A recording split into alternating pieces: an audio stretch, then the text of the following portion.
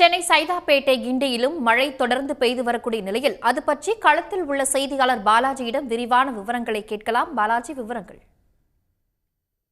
குறிப்பாக இந்த சென்னைக்கு அருகே ஆழ்ந்த காற்றழுத்த மண்டலம் நிலை கொண்டுள்ள இந்த காலை முதலே சென்னையின் பல்வேறு பகுதிகளில் பரவலாக மழை பெய்து வருகிறது. பிற்பகலுக்கு பிறகாக இந்த மழையின் தாக்கம் என்பது சற்று குறைந்திருந்த நிலையில் மாலை சுமார் ஒரு 6 மணிக்கு மேலாக மீண்டும் இந்த மழையின் வேகம் என்பது தற்போது அதிகரித்து காணப்படுகிறது. குறிப்பாக அலுவலகம் மற்றும் பல்வேறு பணிகளை முடித்துவிட்டு வீட்டுக்கு செல்லக்கூடிய பொதுமக்கள் செல்லக்கூடிய நேரத்தில் இந்த மழையின் தாக்கம் என்பது அதிகமாக இருப்பதால் பெரும்பாலான இடங்கள்ல சென்னையின் முக்கிய பகுதியாக இருக்கக்கூடிய கிண்டி, வேளச்சேரி, அடையாறு போன்ற பகுதிகளில் பாத்தீங்கன்னா சாலையில போக்குவரத்து நெரிசல் தான் ஏற்பட்டிருக்கு. வாகனங்கள் இந்த மழை காரணமாக மெதுவாக செல்லக்கூடிய ஒரு சூழ்நிலையில மழையின் வேகமும் என்பது காற்றும் அதே போல அதிகமாக காணப்படக்கூடிய சூழ்நிலையில் தொடர்ச்சியாக மழை என்பது இந்த பகுதிகளில் விட்டு விட்டு கனமழையாக பெய்து வரக்கூடிய சூழ்நிலையில் ஒரு சில இடங்கள்ல தாழ்வான இடங்கள்ல தண்ணீர் என்பது தேக்கமும் இருக்கு. இதன் காரணமாகவும் ஒரு சில இடங்கள்ல போக்குவரத்து நெரிசல் என்பது வாகனங்கள் மெதுவாக செல்லக்கூடிய நிலை ஏற்பட்டுள்ளது.